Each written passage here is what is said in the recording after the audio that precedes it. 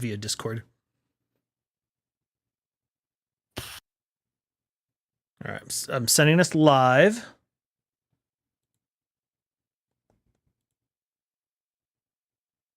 There we go.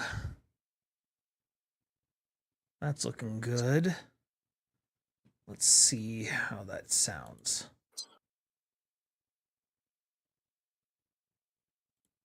Okay, I can hear me. Baggins, could you say a sentence about what you ate for breakfast today? I don't eat breakfast. I don't believe in cannibalism.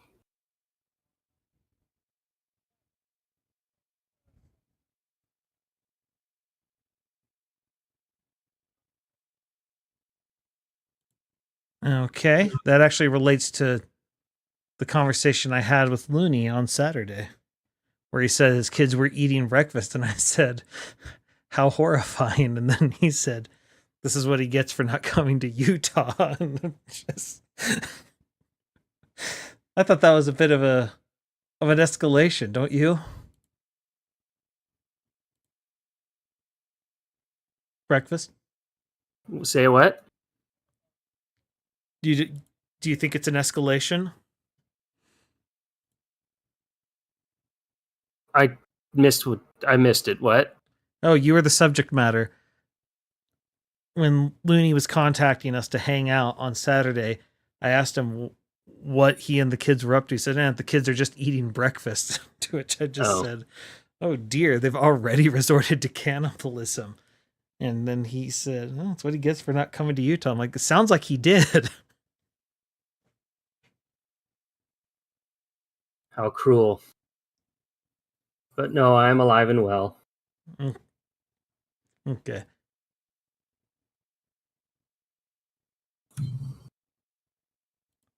Okay, and then Petrivka, what did you eat for breakfast today?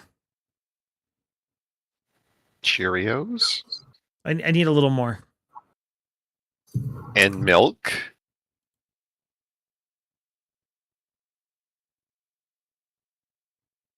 Okay. Sounds like volume is good. Which is good. As you can tell, I'm quite the wordsmith today. Why use many word when few word do trick? Okay, breakfast, I'm starting to pick up some game noise.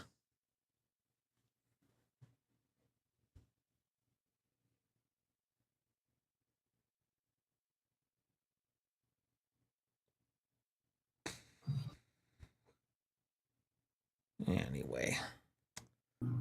Just killing time.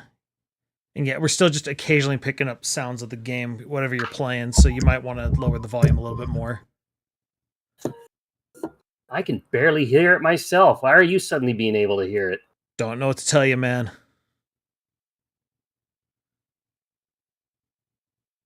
Audio is a frustrating thing.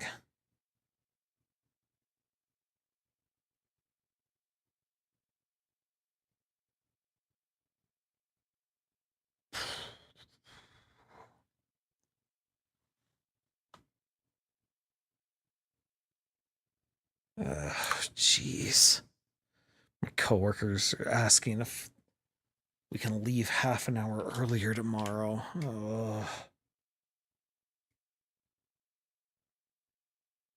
They have like a spot they want to stop at on the way or something? Like They live all the way out in Nephi. And so something tells me they have something they have to get to. So they want to go earlier. I don't know. Who does?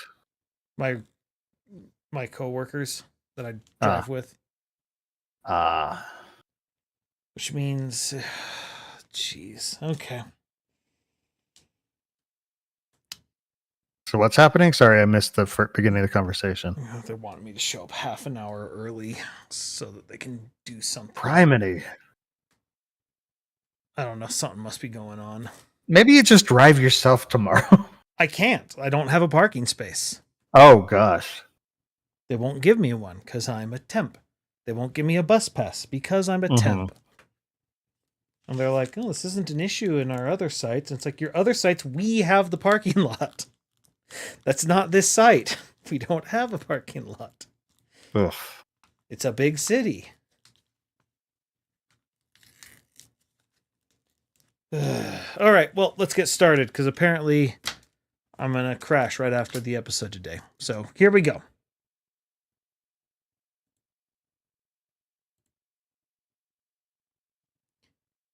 Now, I don't know what the very first cheat code I ever used was, but I can definitely tell you the first one that left an impression on me, and it was the Justin Bailey code from Metroid.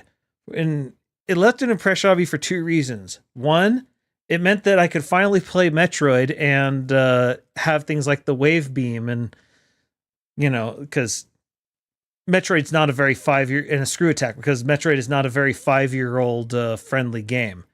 It also taught me what the sprite limit was, because once you start shooting the wave beam, things slow down a lot. And finally, it taught me that Samus was a girl, not a robot, like I originally thought. This is episode 68, I Think We Overleveled, where we're talking about the lost art of cheat codes. Something that doesn't really make as much sense in the era of the internet. Gentlemen, how are we doing today? Doing okay. How about you? I can't complain. But yeah. So Justin Bailey's an interesting story because, everybody's always wondered, who the heck is Justin Bailey? What's the story? And the answer is actually very disappointing. Yeah. It's literally just random. It's an absolute coincidence. There is no person. It just happens that when you randomly put in Justin Bailey, that fits into the password system and it gives you the desired outcome. There's multiple codes that can do the same thing, the way or similar, or at least similar things. Yeah. Yeah. But it was just such a random thing. Yes, there was a whole internet mystery with who is Justin Bailey. There's the it's like, is she Justin Bailey? But no, Are our other guys muted? I think they may be muted. No, I'm not muted. Oh, okay. I just would have expected one of y'all to chime in sooner. I didn't play Metroid, so I don't have anything to say. Oh, I feel sorry for you. I don't. And also not. I did play Metroid, but I didn't learn about the Justin Bailey thing until. Well, that was going to be my next question: later. is where did you learn about Justin Bailey from? My buddy, probably, if I had to guess, probably Nintendo Power. It's the playground rumor mill for me. Yeah, there was just all these random things we'd learn about games through the playground rumor mill. And that was sort of the magic of the cheat codes, is it was this tantalizing topic, because it just didn't, you're just like, ooh, they put these cheat codes in for us. And it didn't make any sense why. Well, and at this age, I didn't this was before I started subscribing to Nintendo Power. And so there was always that one kid who had the subscription and he had the secret knowledge. And it's a good way of putting it. Definitely. Just he has this eldritch tome that held the secrets of the universe. But yeah. Well, and the Justin Bailey one's also interesting because it can be argued it's not even really a cheat code because it's just part of the password system, but the way it operates is like a cheat code. Yeah. But there is a cheat code that was my first cheat code that I remember learning. Which one was your first? And it's the one that everyone knows. It's the one that works on everything now. You can put it into Google and get special effects, if I remember right. And it has shown up in a couple of movies, too. Mm-hmm. Indeed. And that's the Konami Code. Up, up, down, down, left, right, BA start. Or select start if you wanted 2-player, but that was only for Contra. Yes, but I was a lonely child. I played video games because I didn't have friends. See, I didn't have video games, so I could only play with friends. And there are two men inside. There are two wolves inside you. There are two gamers inside you. Yeah. But anyway, no, Which one survives? The one that you give gamer fuel. Yeah, basically. But no, it was just a very interesting. The Konami Code just by itself has just an insane amount of applications. I don't really have pictures for it, so instead, whenever I'm filling in talking about other stuff, I just have this thing of someone playing GoldenEye trying to get all the cheat codes. Because in that game, it's literally just a toggleable menu. But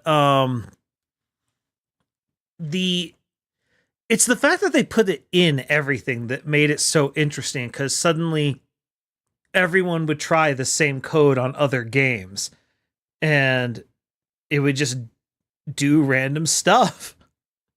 Sometimes Well, and part of that is because it's called the Konami Code because Konami put it in multiple games. Mhm. And once it shows up in 2, then it can show up in any. Yep. I know there's at least one Konami game where it like blows your person up, like they made it a negative thing. Some games did that. Which, that's just the programmers having fun, I guess. But no, the other thing We'll is get into more details later, but there were a number of games that pulled that trick. Oh, well, I mean, let's just go ahead and get into them now. All right. Well, a game we talked about last week, because it was in Mithril's shortlist, Okay. is a game called Descent. Okay. And in Descent 1, if you tried to put in a cheat code, nothing would happen. There was a master code that you had to put in first. And if I'm recalling correctly, the master code was Gabba Gabba Hey. Okay. Instead of Yo Gabba Gabba. Right. And if you didn't put in the master code and tried to put in one of the other codes, you would be reduced to 1 energy, 1 shield, and all your weapons would be taken away. That's not good. But even then, if you did put in the master code, you would be marked as a cheater. And your score count would be set to 0, and you could never increase it. And anytime you did anything, the word cheater would flash up on the top of the screen. But in Descent... That's not nice. Look, they had the cheat codes there, but if you used them, you were going to know about it. But in Descent 2, if you started up the game and tried to put in the master code, Gabba Gabba Hey, well, it would do the same thing. It would take away all your weapons and reduce your health and energy to 1 and call you a cheater. Well, wait a minute. There was no master code in Descent 2, but any of the Descent 1 cheat codes would do that. So you had to find the new cheat codes to use them in Descent 2. They did exist. Okay. I did not know this. Another early one that had a lot of cheat codes, but they're not that amazing, was Madden 96 for my Sega Genesis. They had a ton of cheat codes that would unlock special teams. I couldn't find any video of it. But basically, like, they would take... So you could do punt coverage or what? No. They'd unlock... No, sorry. Okay, that's a clever joke. Sorry, I actually have some sports knowledge. Yes. No, they had to... like historical teams and such, and fake teams. Like, you could play as the developers. The All Tiburon team was one of them. Tiburon was the developer. There's the All Madden team, because at the end of every year, Madden would pick his best at every position, and it would do that. But they also had historical teams. And the thing that, for me, was the coolest was the fact that if you'd put the codes in for the historical teams, it would display their old logos instead of their modern ones. And so that's how I learned so many teams didn't have their original logo. Like that's just, as a kid, that didn't occur to me.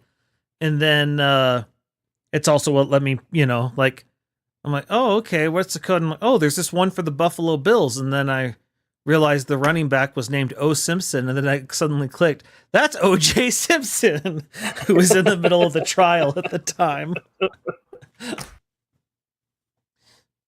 And that's how I found out I'm just like, oh my goodness, they keep saying he's a football player. I didn't realize he was a really good one. That reminds me, I never played many sports games, but wasn't there a Super Nintendo basketball game where you could play as like Bill Clinton and Rush Limbaugh?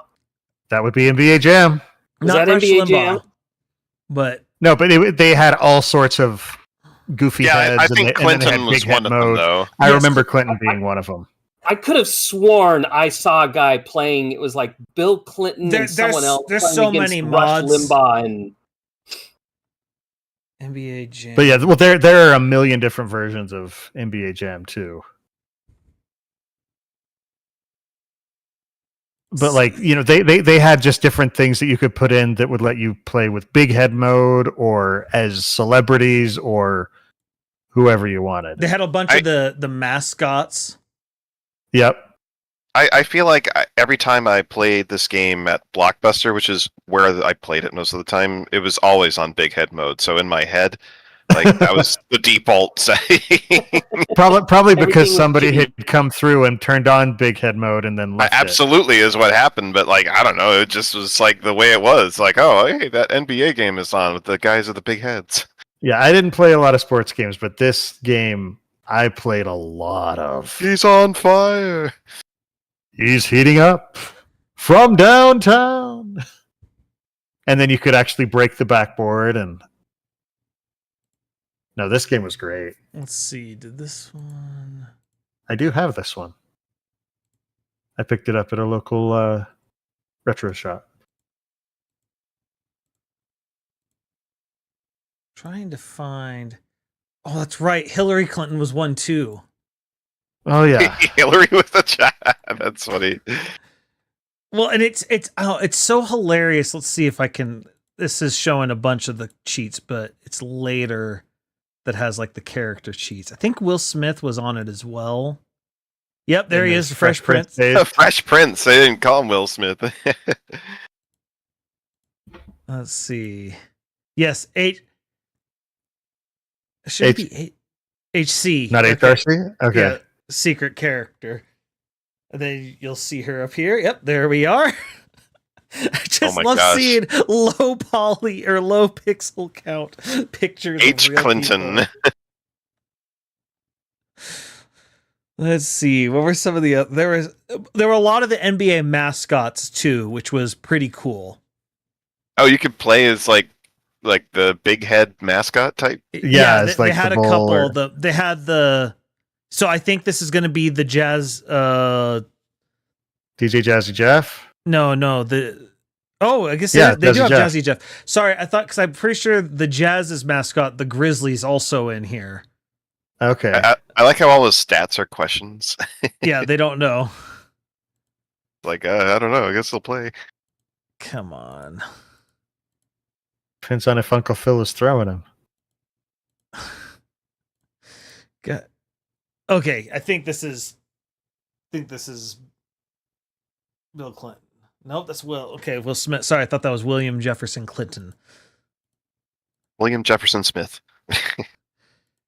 I can't find it. Anyway, point is, it had a lot of them. I forgot about those. NBA Jam was just awesome. Just because of it was a great game. It came out in the right time. It was like, and I'm still upset that the most versions didn't have Michael Jordan, and because he negotiated and said, "Oh, he knew his value. He knew exactly what he could command." No, the thing that is so perfect about NBA Jam is most sports games of this era sucked. Like at actually trying to be simulations of the game. Yeah. Just because it was just so limited. And so they went the opposite direction and said, okay, what if it was only very loosely like basketball? What if basketball was a full contact sport? Well, and it was also, again, we're not trying to simulate basketball. We're trying to make the players feel like they're playing An basketball. arcade Like game. Yes. And so it's just like again, like in the Arkham games, you don't want to do everything exactly the way Batman does. You want to feel like Batman. And in this, it's just you want to feel like you're awesome at basketball. You want to dunk on your friends. So let's let you dunk on your friends. Dunk a good one on you. No, I just love this as a concept, and more sports games like this need to make a comeback. I'm all for NFL Blitz. Yeah, NFL Blitz was another one. It's the Harlem Globetrotters version of basketball.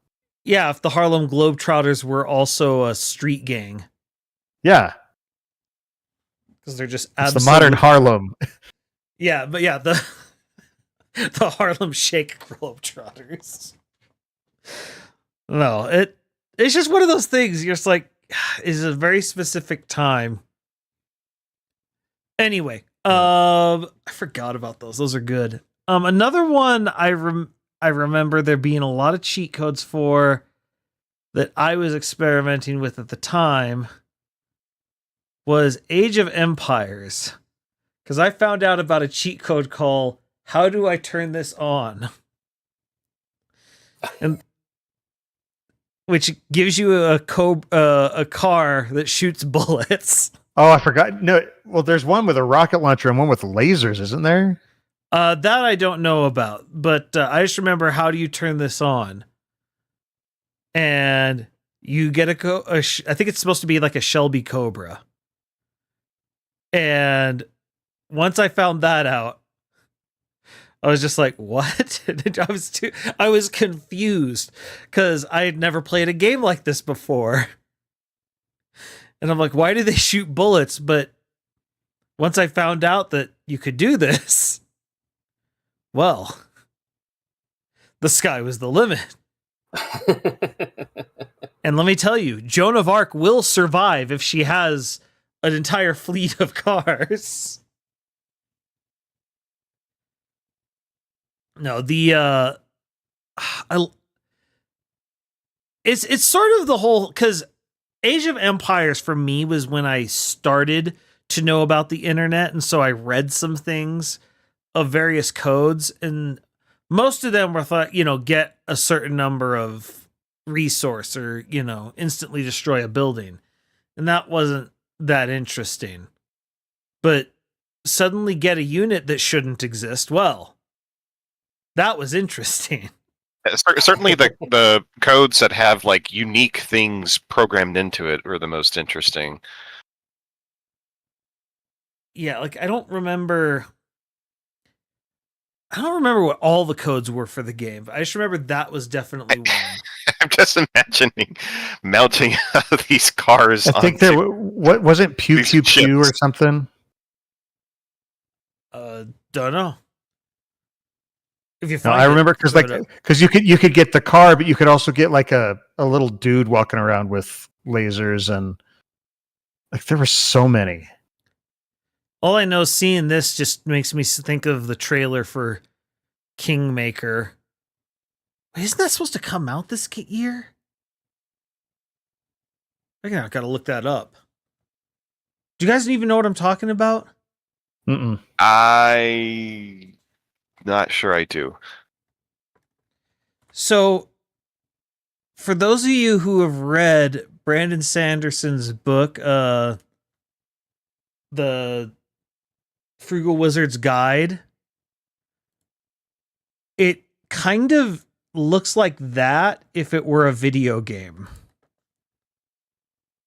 I don't know. This trailer came out a few years ago, and I saw it, and I didn't... Oh, dear, that was the wrong button. That was the wrong button.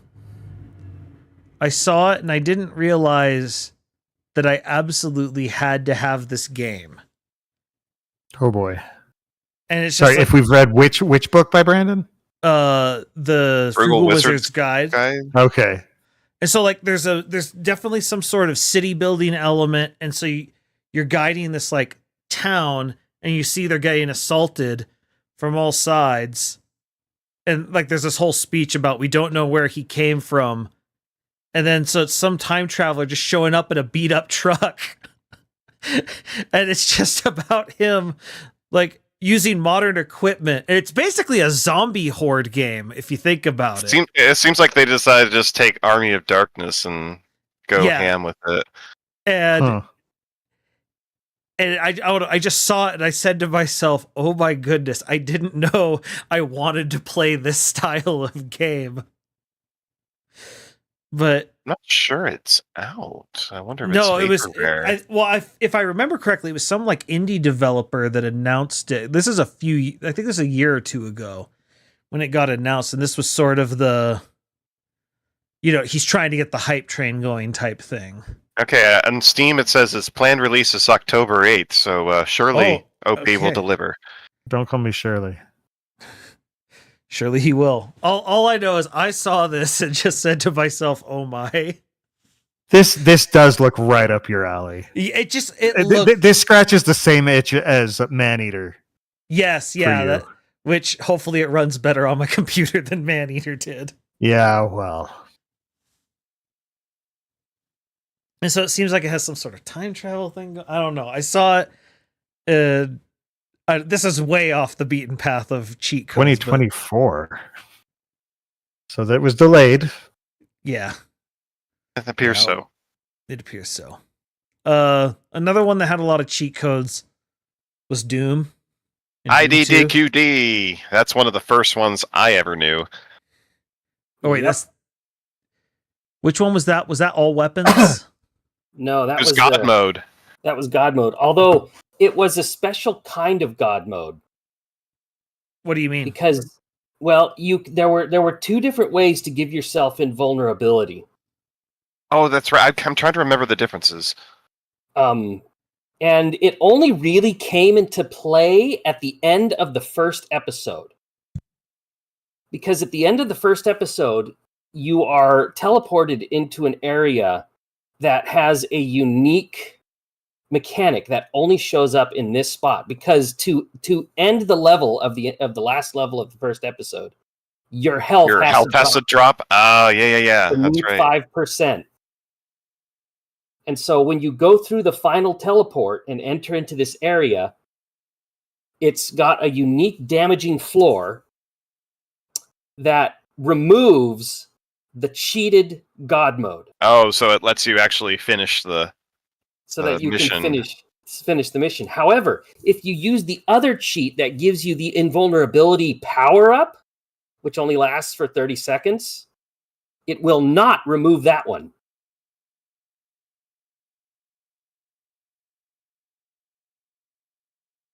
But the invulnerability power-up, I don't think ever shows up in the first episode. Yeah, I was going to say, I don't think it's there. But that was also part of one of the weirder speed runs I ever saw, where like there's an where you have to kill all the monsters except that level because you can't kill the monsters in that room. Boy, I gotta say, like Doom speedruns, that's a whole interesting rabbit hole. Well, because they've been going on since the mid-90s. Right. But like all the different like flavors, especially. Yeah. I mean, someone posted something recently that was just sort of like, this called stroller mode, basically, where you're not allowed to run or strafe or attack. So you have to like make it through the entire mission on tank controls via infighting, basically. Man, you got to get everyone to like shoot each other. ID clip. That was it was ID clip and IDDQD. Those are the two modes I really used. I used ID behold, which that's the invisibility, right? Well, no, it depended, because you could put in ID behold, and then whatever key you pressed at the end of it determined what power up you got. So you could give yourself invulnerability, you could give yourself berserk, you could give yourself invisibility. For me, because I was a scaredy cat, I abused it for the light amplification goggles Yeah. because I hated the dark areas. I mean, I was scared too, don't get me wrong, but I used no clip just to hide in the walls and I knew they couldn't get me. So no, I absolutely abused ID Behold for the light amplification goggles, which increased the brightness of every level to full bright, which means no shadows or darkness would be applied. However, because it was the power up, it only lasted for like 30 seconds. Oh, so you had to keep typing it I had to in. keep typing it in. Hmm. You could also give yourself the radiation suit. And then there was ID KFA. Did that give you all the weapons? That was all weapons, all keys, pretty much all items that you could pick up. Yeah, I mean that's again how ID No Clip could get through. You know, it's like don't have the key, just go through the door. The funniest thing with ID No Clip was when you realized how the height maps worked, and it was super confusing. Right, Because right. you just fly up a level all of a sudden. You're like, whoa, what? Oh, okay. Yeah, where you just it has fake verticality, but it looks real, and so that's all that mattered. No, the other thing that was just with the things like the no clip and some of the other codes I found out about growing up were like the showing the positioning and stuff like that. And as a kid, I just didn't get it. You know, it's like what does this do? Like it doesn't make any sense. Cause all I'm thinking of as a kid is, you know, this doesn't do anything. But things like positioning, you suddenly realize is these aren't cheats. They're dev tools that they program into the game, Mm-hmm. Right. so they can do This is for stuff. for debug mode and stuff. Yeah. Which, now that you brought that up, And that's kind of why I think one of the main reasons why we don't see them anymore. yeah, Yeah, most cheats now kind of fall into the debug type. Which means to access them, you had to go into the console now. Yeah, you have to Exactly. access the console to type them in. Yeah, Well, yeah, but that's the thing is, earlier when they were doing these debug modes, they're trying to play as genuine a version as possible, and so they're using the controllers, and it just wasn't as easy to test it that way. yeah. Well, it's because they don't have the game running on an emulator in the background. It's literally they're just running on the actual hardware. I remember this one. This is when I first learned that supersonic was a thing. Now play the track. Oh my gosh. What Yeah. an incredible sequence that you just had to like learn from somebody. Yeah, and so this is how you got the level select. But there was the level select code, there was the supersonic code, but then there was debug mode, which I didn't understand what that even meant. Yeah. Where this is a really cool cheat. I can just create whatever I want. It's not realizing, this is actually something for the developers. Right. Yeah, it's just the concept of the developers need tools just doesn't even occur. Not even a little bit. Well, and now a lot of kids are just fully aware of debug mode and everything. Just like this is what it is. Like, it really the bothered internet me has really changed things. when my son just use the console commands in Minecraft. I'm like, why do you know about the console command? Where is your sense of wonder? Look, this isn't console commands. This is magic. I was in my mid-teens. So okay, here's a question. Like we're talking about cheat codes that are like pre-programmed in, but this is also the era of the Game Genie. Ah, yes. Oh boy. Where it's like an external debug mode. I don't know if anyone under the age of 30 even knows what one of those is. Game Shark lasted a little bit longer. Yeah, Game Shark lasted. Did they have a Game Shark for the GameCube? I'm not sure. I don't they know. had one that far out. You may have. But Game Genie was the black magic. Well, and because what I thought it was, as a kid, I thought it was the whole, oh, they found more new codes and we got to use the Game Genie to get it. I didn't understand the concept of hacking. Yeah, because this is code injection. Yeah, this is Man, this is like this even is for even fake the Bill and art, Ted. the art for the Game Genie. I just remember seeing it in the Blockbuster, and I was like, "Oh, someday I might be able to earn enough to get that." No, I remember The renting one a guy couple holding times.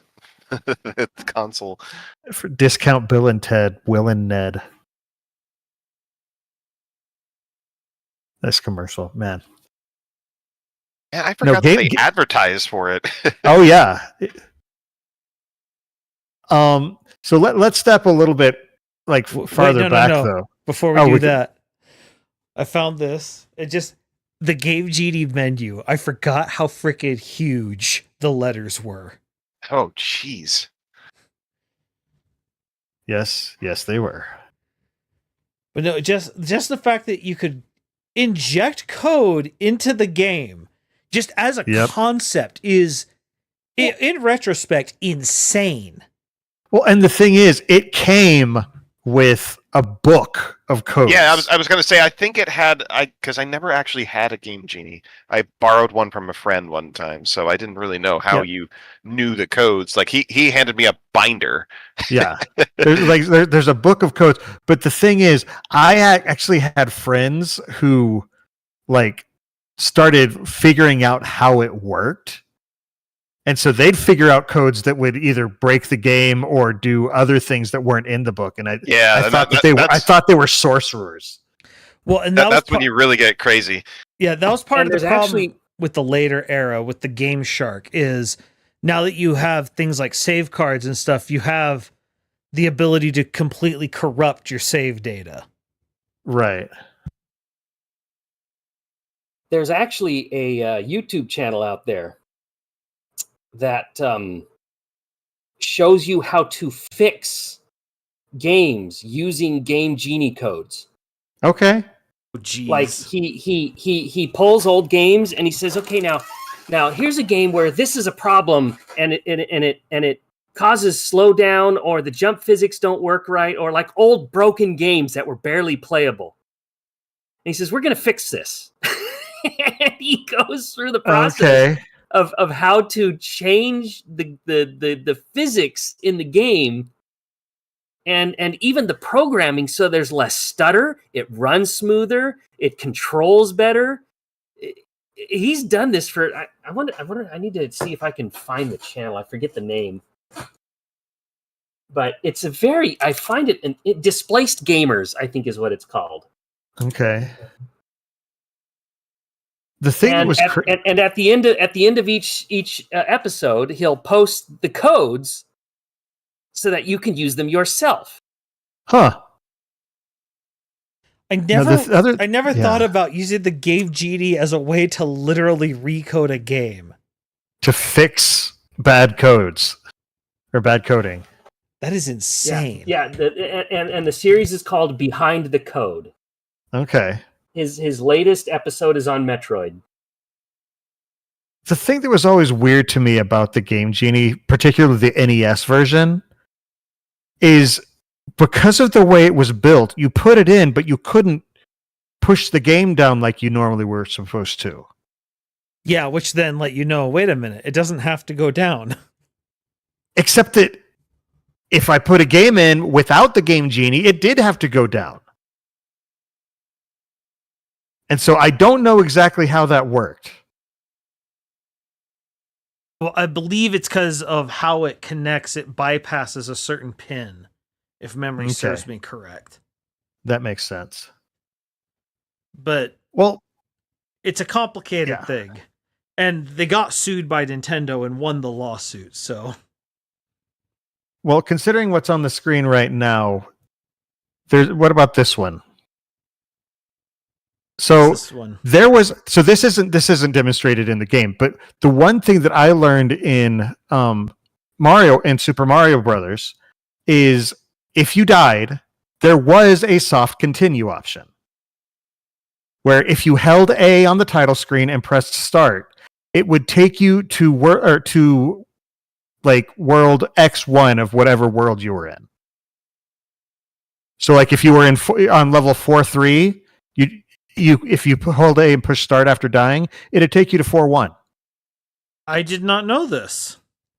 Huh. Yeah, this is one that I haven't heard a lot of people know about, but I have done it and it does work. Like this is one that I actually did a lot when I was a kid, but for some reason it's just one that didn't make the rounds. Yeah, that is the weird thing about this era as well. It is the playground nature of things. Yeah, you know, it's word of mouth, or unless you also had some publication like Nintendo Power. Well, and again, that's where the urban legends came from, because there was always that one kid who would make something up. Hold down A to catch the Pokemon, like. Yeah. Well, it's actually part of my thumbnail. Why I put Lara Croft on here. All the rumors of the nude code. The Lara Croft nude. Yes. That everyone swore, no, I saw it, and yet nobody. My brother nobody did it. could recreate it. It was my cousin did it the other night. It's so hot. Oh gosh.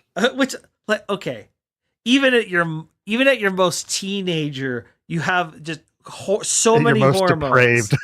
It's like that original Lara Croft, like her body's like 9 polygons. Come on, man. You've got to remember, games like Leisure Suit Larry exist. So sure, Yeah, that was even before there were polygons. Yeah, but that was in the pixel era. But Yes. that's why that kind of works as far as it gets you going, because it's still just artwork.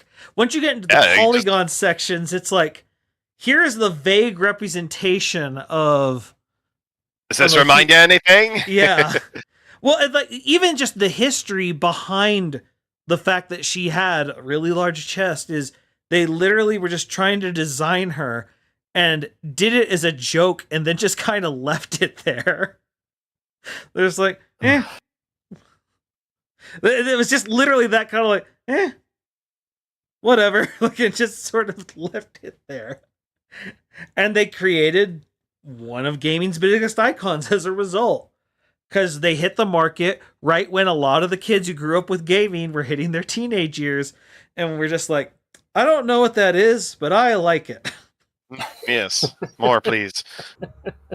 I never played the Tomb Raider games. I'm just going to put that out there. Me neither. I watched my friend play it, and he told me like, oh, you know, and I'm what? Why did you sound like Tim Allen there out of nowhere? Because I was also popular at the time. It was. That is true. That was the era of Home Improvement. That's fair enough. Yeah. No, I've talked myself into a corner. So I have one that I'm wondering if Brett is aware of. Okay. All right. So in Mega Mega Man 3, specifically. Oh, the second controller?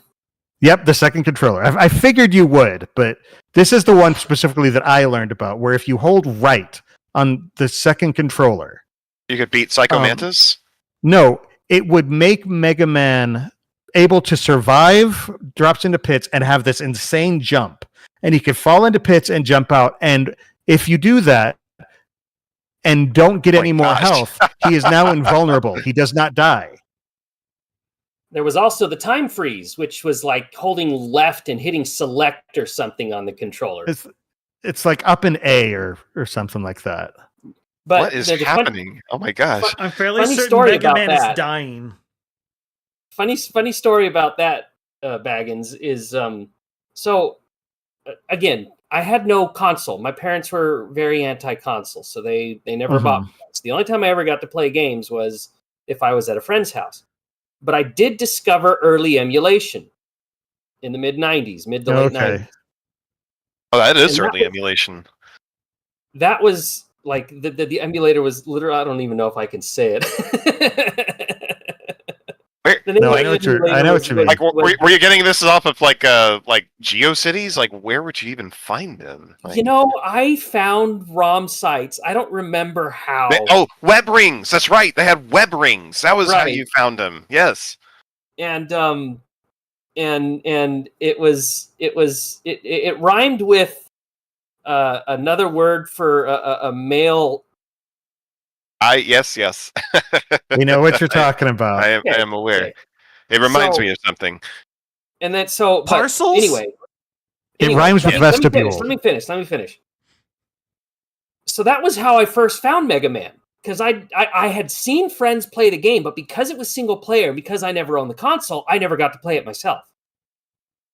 So it was the friends who'd say, "You want to come over and watch me play video games?"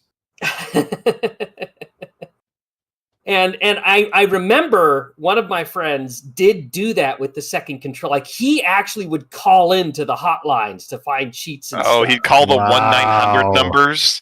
Yes, he did. The ones that charged you per minute. So I did watch him use the secondary controller. So I knew they existed when I finally found Mega Man. And so what I would do is I would set up the emulation so that the keyboard would have second player controls on it. And I would bring a stapler in and stick it over the key so that I would get infinite high jumps. See, I'm not the only one who had physically manipulated my keyboard to get ahead on the emulation. No. No. See, I physically manipulated my controllers. Like, I would tape down buttons on my controllers. No, so you talking like the code that involves going on the other controller just absolutely blew me away as a kid. The one that I learned it from, which I thought I had it on here, maybe I didn't. I don't know. It was X-Men for the Sega Genesis. A wild loony has appeared. But, Hello? Hi. Hello, Lunarsar. Hey, how's it going? But yeah, sorry, X-Men on the Sega Genesis. Yeah, it I believe it was like the level select, because it was actually like we couldn't figure out how to get past specific parts of the game because we were young and bad at video games. And so I just remember we found out there was a level select and that you had to input part of the code on player 1 and part of the code on player 2, and that just blew our minds. We're just like, what? The controller matters. That was just the most, in retrospect, it's stupid, but I don't know. Yeah, I mean, and this Mega Man one was my first exposure to that. And it blew my mind. But it also, because of that, it made the Psycho Mantis fight not blow my mind quite as much. It still blew my mind, but it blew my mind because I'd never considered it before because I didn't really have these kinds of Mega Man games. Yeah, actually, I loved this game. That does remind me of what my first second controller experience was for a cheat code.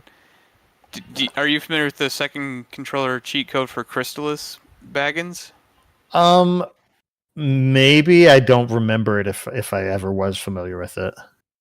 So you'd put in the second controller, and I can't remember the key combination that you hit. I'd have to look it up. But it would warp you to different locations throughout the game.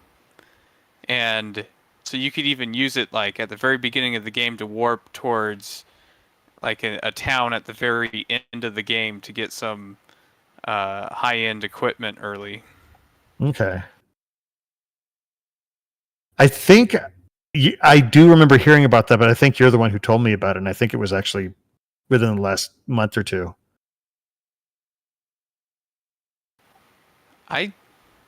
That recent? Wow, I don't remember that, but it may have been longer ago than that, but I feel like it was at least within the last year. Yeah, but I don't know. It was really cool and to just kind of mess with. I guess that was the first time I kind of messed around with sequence breaking. Was in Crystalis. You could just use that to cheat to get to other areas like almost immediately.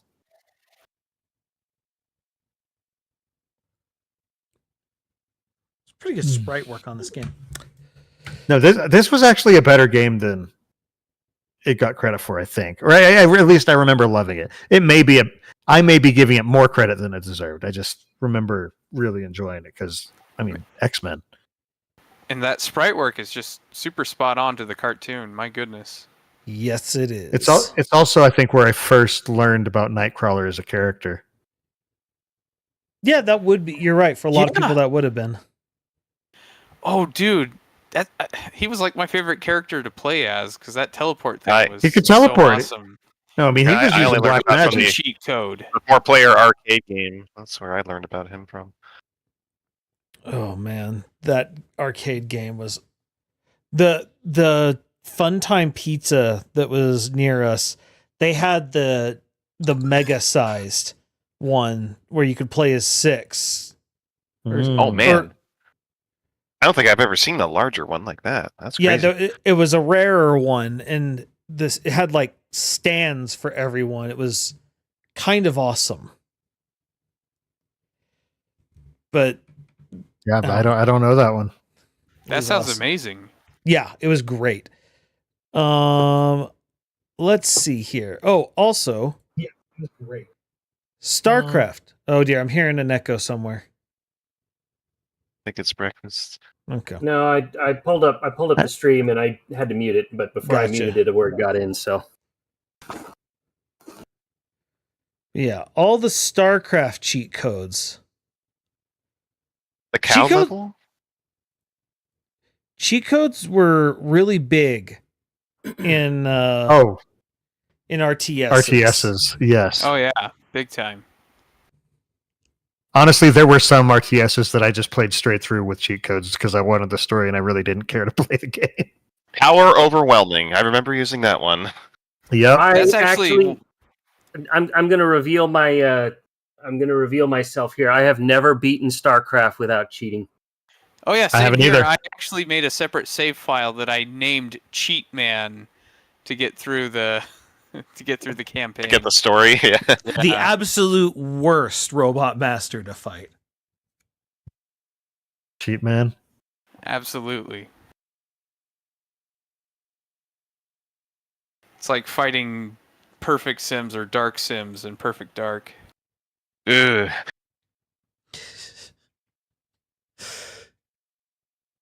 But there's just so many cheat codes in those games. It just lends itself to them.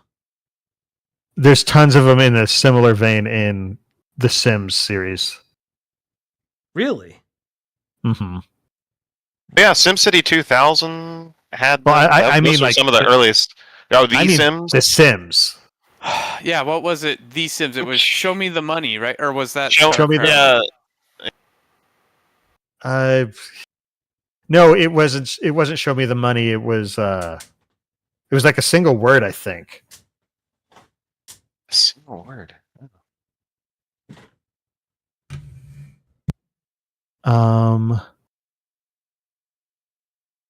Rosebud. Motherload. That's what it was. Motherload. I remember In the using Sims. Rosebud. No, Show Me the Money was StarCraft. Yeah. Oh, okay. StarCraft. Yeah. Rosebud would only give you like 1,000 simoleons, so I think Motherload gave you a lot more. Motherload gave you 50,000. Oh yeah. I was like, oh, I'll cheat, but I won't cheat that much. I'll just get the 1,000. Oh, and I think one of them, it actually, instead of Rosebud, it was Kaching, which takes you right back to the 90s too. I do remember using cheat codes a lot when I played SimCity 2000.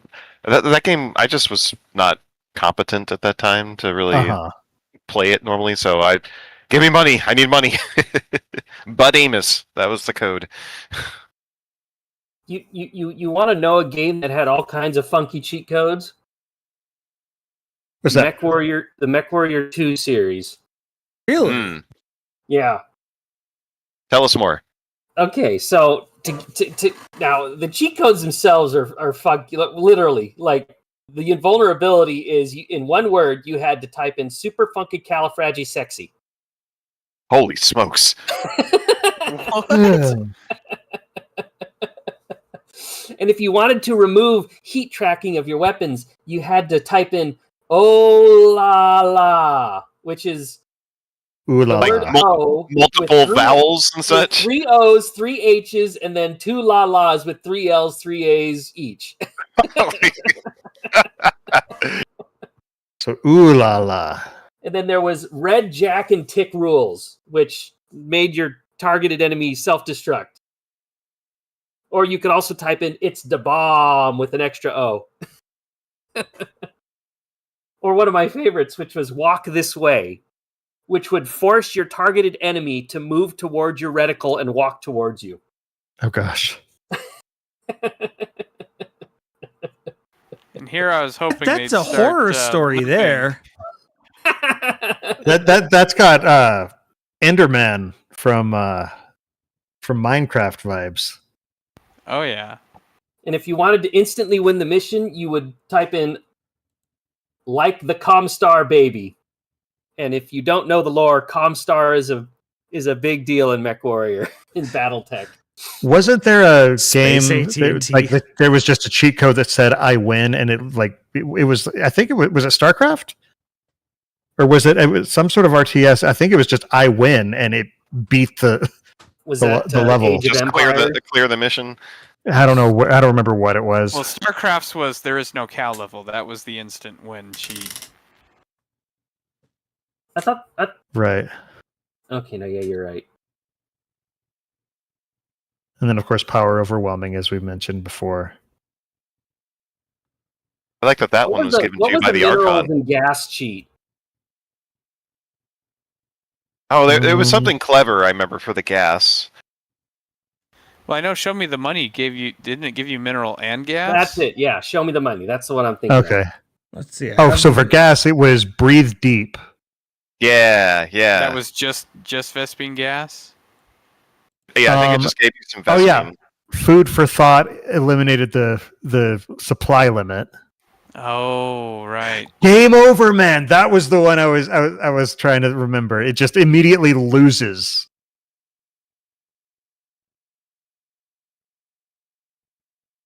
Oh, what's mine is just minerals. Okay. But yeah. Okay, I've got another super old one. If y'all Okay. don't mind. Let's see. Where's the...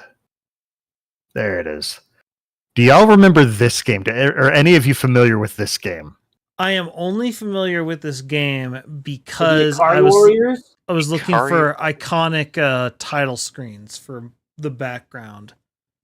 I Yeah. have played the Ikari Warriors. A friend of mine owned it. Those two characters actually became fighting game characters. I remember you mentioning something about that. So Ikari Warriors is just an old, like, as you can see, just vertical progression, Top-down, shoot 'em up. top-down game, just as you're, blow up all your enemies. But a single hit takes you down, and you don't have a whole lot of lives. Version here.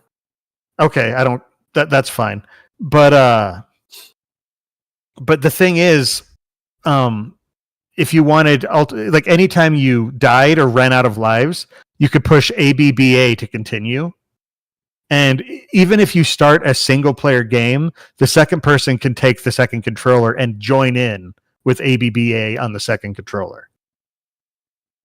But again, this is a game. The only reason I beat it is with that code, because it's just like I can die as much as I want, and It's a brutal game. It is. It really is. But it was so fun. No, this one and Jackal have a similar place in my heart. I would not know Jackal exists if it weren't for OC Remix, and then you blew my mind when you had that game. I forgot about that. Because you were talking about it, you're like, I don't know about this game. I was like, and I think you were streaming at the time. Yeah, I was streaming. I was like, I've never heard of this game. And then you just walk in and just flex on me by showing off your cartridge. I just hand you the cartridge and walk out of the room. And I was so confused. I'm like, what is going on? And then I read the cartridge. I was like, What the crap? You have this? I've No, never even heard of this. I Why do you love have Jackal. this? I loved Jackal. This is they again, they fill a similar spot, except that in this you're basically Rambo, and in the other you're a tank. Yeah, But there's just something engaging about this old style of, like, because back when the concept of the purpose of the game was just, here's a sequence of events, survive them. well, and it See, also this is like Jackal. No, you're a Jeep in Jackal, not a tank.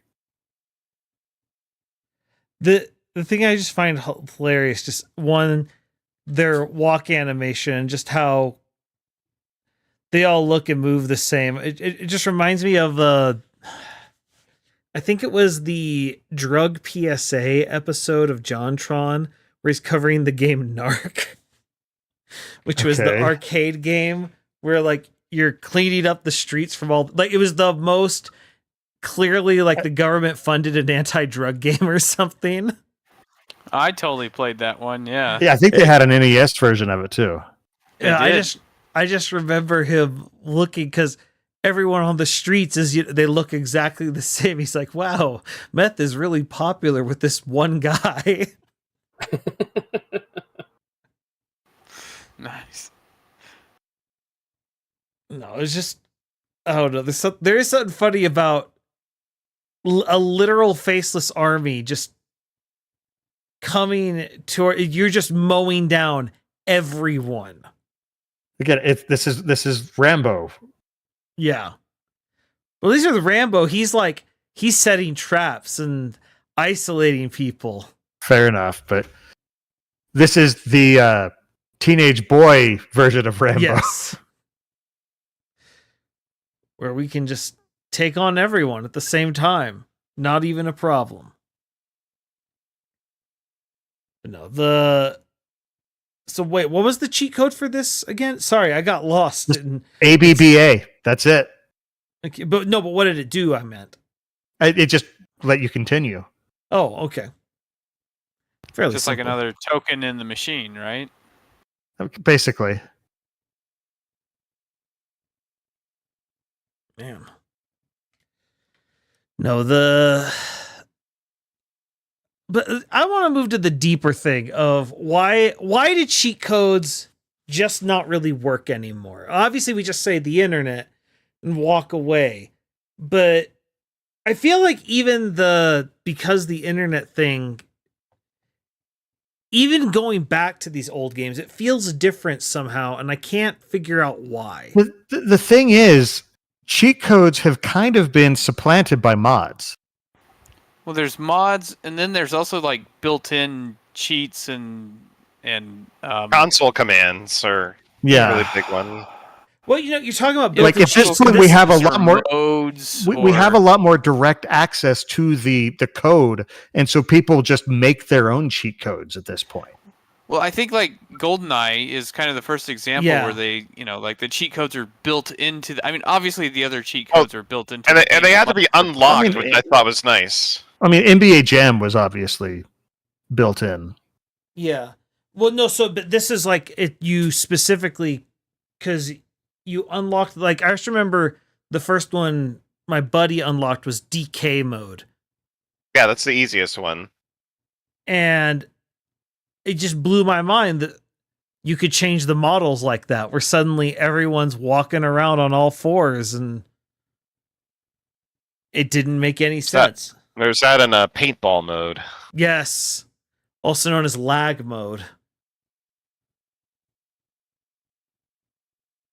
Because instead of putting one decal everywhere, it's putting a lot of different decals everywhere. And like I do feel like a lot of modern games have kind of followed the path of GoldenEye. For example, the person in the chat mentioned Uncharted, and it's kind of the same, where you unlock it, after you beat it, right? That you can replay it with cheats on. Right. I don't know how it's to like how new, do new, what it's type of sort of a codes? new game plus type thing. Okay. Yeah. Yeah, I'm not familiar with the Uncharted games in that regard. But no, it's interesting how, like, obviously I don't want to go back to gaming exactly how it was because there's too many benefits to it. But it is interesting how the existence of the internet makes it so certain things just can't happen. Because Well, I mean, the GameFAQs was really kind of like the yeah, first place where all the codes just get dumped, Mhm. and it suddenly became The very easy to repository. get access to them. Well, does anyone remember the Nintendo Power Special Edition that was the classified info edition? Vaguely. Where it had like it was made to look like a top secret government folder that had Yes. cheat codes in it. Yeah, no, that's where I kind of first got my list of cheats to try out. what were they called? Mhm. It was Nintendo Power's classified information editions.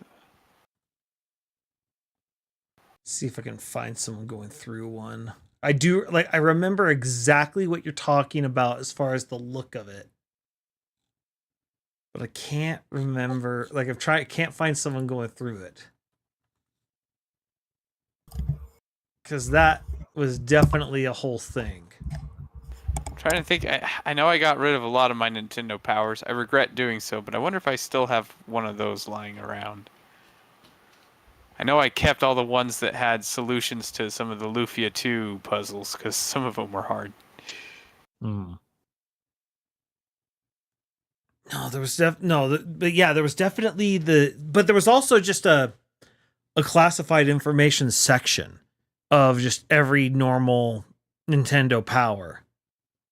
Cuz that's how I learned about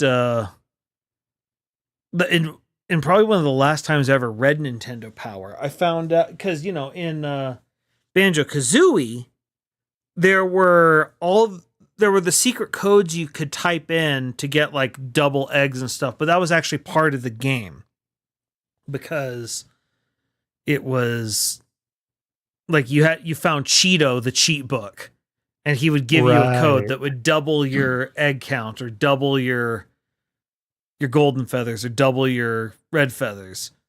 And so it was built in. But then there were the secret things, like if you zoomed through, you could see this ice key that spins around and there's no way to get access to it. And they hint at using it in Banjo-Tooie, and because they were planning on using the stop and swap feature, and then Nintendo caught wind of that and said, yeah, people can actually brick their systems doing what you intend to do. Please don't do that.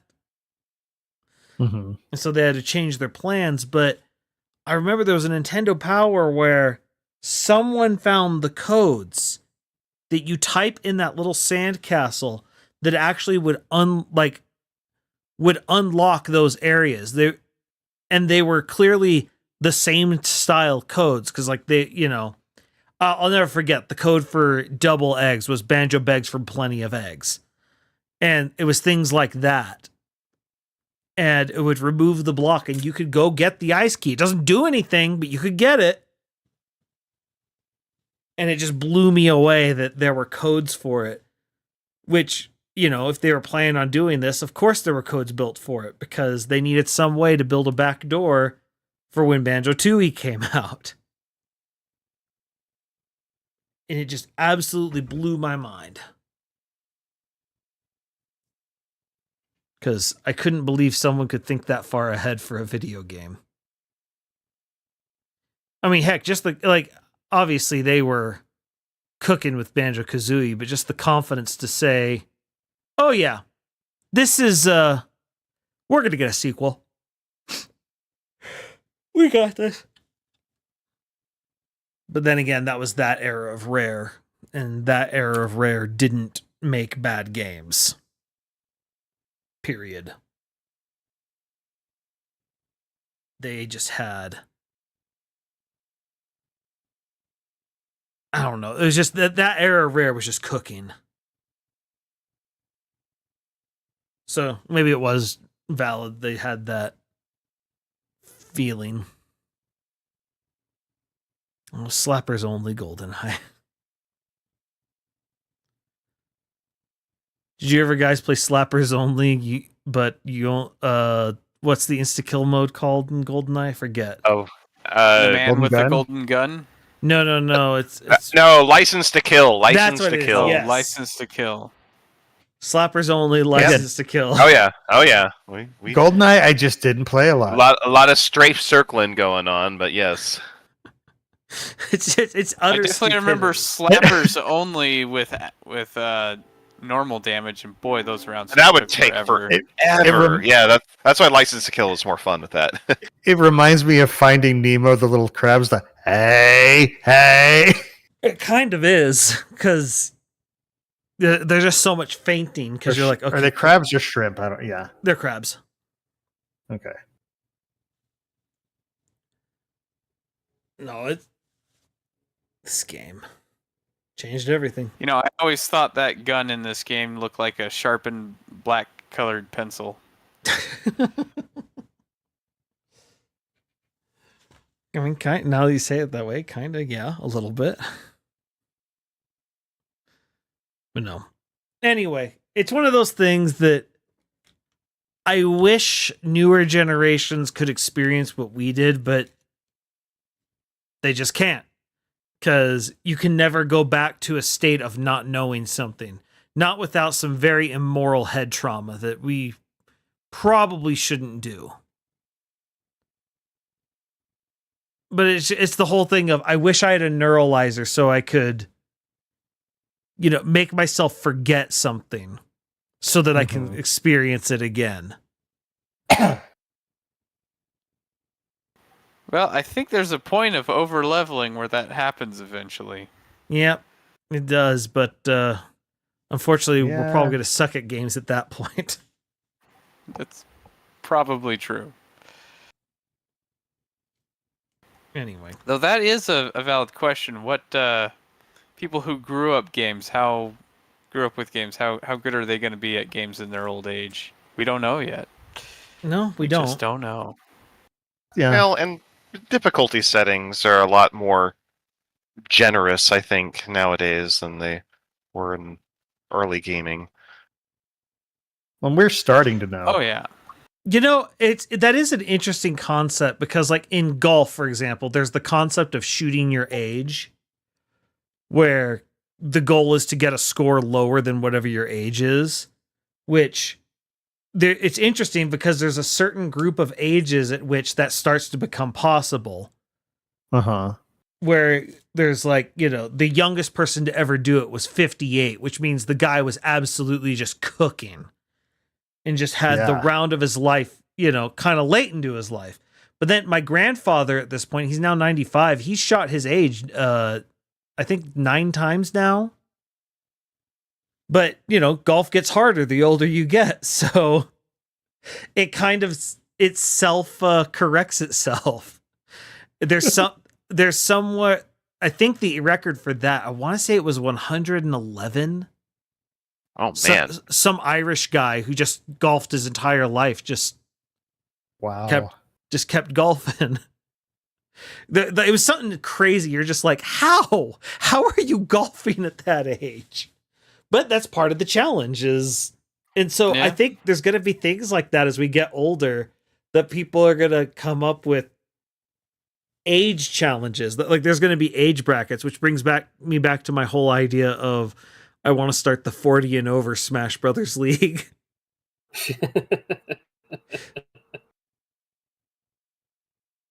Like, I don't know what I call it, but I'd love the concept. Dad League would be great. Geriatric League. Geriatric League. Oh boy. Elder Millennials. Yeah, but that's not as fun a title. I want something that, I need an acronym that spells dadbot or something. Anyway. But yeah, cheat codes. They're a relic, but it's one that I think is, as kids like learn about that era, it's going to be very interesting to be like, well, wait, why did they need that? And as you start explaining things, it'll be like anytime you explain any older piece of technology, it's like, well, yeah, because we didn't have the internet. That wasn't a thing. Well, and I actually think there's more to it than that. I think a lot of the cheat codes were a way for developers and testers to get to a certain point of the Yeah, game. yeah, But we discussed some of that modern earlier. Oh, I'm just thinking like the way scenes work in modern engines, you can just start wherever you want, you know? Yeah, well, because back then they, like we were discussing, they don't have the. This wasn't something that's being emulated on another machine. Like they're literally on the machine, and so they need ways to get to these areas, and so it's built into the game itself rather than built into some back end that exists. Yeah, yeah. And they're thinking it's like, okay, well, this will be fine. No one's going to discover this because who's going to put this random sequence of numbers? And it's like, yeah, but that lasts as long until one coder tells their son that they can do this, and then he wants to show off to his friends. And then it's going to spread like wildfire. Yeah. No, And dev tools, in theory, I think dev tools probably are the bigger thing that killed cheat codes. yeah. Well, it's like I was thinking, I was showing Baggins the other day a game called Arcana, which is a dungeon crawler RPG, and it has cheat codes at the start menu. And what the cheat code does is it just jumps, there's like built-in save states of the game. So it's like the developer played to a point, made a save state, built it into the game, and the cheat code lets you load that save file. So you could just start at different chapters of the game. Well, that was just the password system. Except the password system was literally changing, like it's literally changing values to start you places. Right. Well, Well, this, it- I it- mean, but yeah. no, it was like the Konami code, though. You know, like you put in a series of buttons and then hit a direction, and that direction resulted in what chapter you just started the game in. I just suddenly remembered a Donkey Kong country code. Just because I think it like starts you off at 50 lives, but you go to the save That file sounds familiar. and you type, and you use, because it spells something out, but you have very limited letters, and so it's Oh, barrel, but it's right. spelled BARRAL. And it would make some Right, I sound, and then remember you got that. 50 lives. And I just remember when I found that out, I'm just like, wait, does that work? Wait, isn't the sound effect the okay? I don't remember. That sound. I think that's it. I could be wrong on that, but I feel like I remember doing that code one time. I remember in Donkey Kong 64, that was the save Yeah. verification sound. And now, well, like a lot of the old games, there used to be a cheat code to enter into like the sound Oh, test maybe I'm thinking mode. something else. Oh Like yeah, yeah. So you can Arcana play all had that the as well. So you could play the music and the sound effects. play the music and yeah. And now a lot of modern games are like, well, we'll just make that a menu from the main menu. You know, like It's just- Smash, Mhm. it's just part of the menu. You don't need a cheat code. It's just there. Okay, wait. I think I found it. Oops, nope, not that. There we go. Enter. Go there. Click here. What's my time code? Like 49 seconds. I'm going to actually unmute this.